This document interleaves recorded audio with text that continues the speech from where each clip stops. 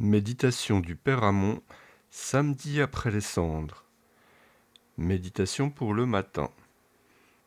Transportons-nous en esprit au désert où Jésus passa 40 jours et 40 nuits. Contemplons-le abîmé devant la majesté de Dieu son Père, prosterné à 2 genoux, souvent même la face contre terre, répandant son âme tantôt en adoration, louange, action de grâce, tantôt en supplication pour obtenir de son Père miséricorde en faveur des pauvres pécheurs, et joignant à ses prières faites de larmes aux yeux une mortification incomparable, puisque, pendant ces 40 jours, il ne boit ni ne mange, n'a d'autre lit que les rochers et la terre nue, d'autre abri que la voûte des cieux. Rendons-lui dans cet état tous nos hommages d'adoration, d'admiration, de reconnaissance et d'amour. Premier point, sainteté du temps de carême. D'abord, notre Seigneur nous l'enseigne par son exemple. Quoique sa vie fût toujours éminemment sainte, il lui donne pendant ces 40 jours un caractère extérieur de sainteté tout spécial. Premièrement, il passe ses jours en retraite. C'est nous dire de les passer nous-mêmes dans un saint recueillement, condition nécessaire pour entendre Dieu au fond du cœur, l'étudier et le connaître, l'aimer et le goûter, et en même temps, dans un esprit de réflexion, condition non moins nécessaire pour nous connaître nous-mêmes et nous réformer. Deuxièmement, il passe ce temps en prière pour nous dire d'y être plus fidèles à nos exercices de piété, de prier davantage et avec plus de ferveur. Troisièmement, il s'assujettit pendant ce temps à la mortification la plus rigoureuse, pour nous faire entendre qu'il faut, pendant le carême, moins accordé à la sensualité, au goût, au plaisir, accepter privation imposée par l'Église et faire vraiment pénitence.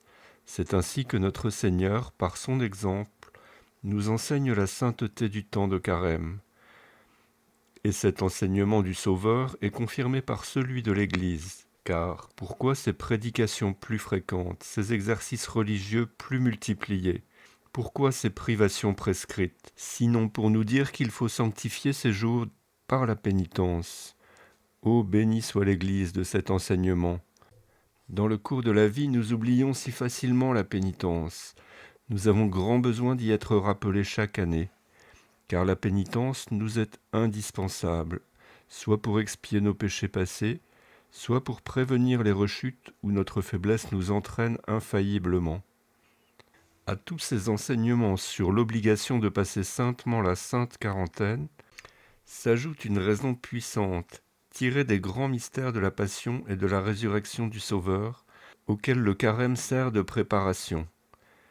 Car le fruit de ces mystères doit être la mort à nous-mêmes et une vie nouvelle tout en Dieu et pour Dieu. Or, ces mystères ne produiront ces fruits en nous qu'autant que le carême sera vraiment saint. Nous recevrons la plénitude des grâces attachées à leur célébration si nous arrivons bien disposés à la fin de la sainte quarantaine. Mais le contraire aura lieu si nous avons le malheur de passer des jours si saints dans la dissipation et l'irréflexion, dans la lâcheté et la tiédeur. Comprenons donc bien la sainteté de ce temps et la nécessité de mieux le passer que les temps ordinaires de l'année. Second point, moyen de sanctifier le carême. Premièrement, il faut nous appliquer à la perfection de nos actions ordinaires, car en cela gît toute la sainteté. C'est-à-dire qu'il faut, pendant ces 5 jours, mieux faire nos prières et exercices spirituels, mieux employer notre temps, mieux surveiller nos paroles, donner à chacune de nos actions une perfection plus grande, et les offrir à Dieu en union avec la pénitence de Jésus au désert, en expiation de nos péchés et des péchés de toute la terre. Deuxièmement, il faut être fidèle au jeûne et à l'abstinence que prescrit l'Église, et si on ne le peut, ou si l'on en est dispensé, il faut y suppléer par la mortification intérieure, faisant jeûner la volonté par l'esprit d'obéissance et de condescendance, le caractère par une douceur toujours égale, la langue par le silence ou la discrétion dans les paroles, la bouche par la privation de certaines sensualités nullement nécessaires, les yeux par la retenue des regards, tout le corps par la modestie du maintien et de la démarche, tout l'intérieur enfin par le retranchement des pensées inutiles, des imaginations vaines, des désirs infinis auxquels le cœur se laisse aller si on ne le retient. Ces mortifications ne font mal ni à la tête ni à la poitrine, et font grand bien à l'âme. Troisièmement, il faut accepter de bon cœur les croix que Dieu nous envoie, comme les infirmités, le support des caractères, des défauts et des volontés contraires.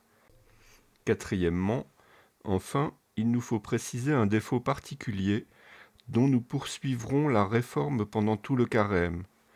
C'est là, dit saint Chrysostome, le meilleur de tous les jeûnes, parce que ses fruits sont durables non seulement toute l'année, mais jusque dans l'éternité. Sommes-nous bien résolus à embrasser ces divers genres de mortification ? Ayons le courage de nous y décider. Résolution. Nous prendrons ensuite la résolution. Premièrement, de mieux garder notre cœur et nos sens contre le péché et la dissipation. Deuxièmement, de nous attacher pendant ce temps à la réforme du défaut qui est le plus important de corriger en nous. Notre bouquet spirituel sera le mot de saint Paul. Voilà le temps favorable, voilà les jours de salut.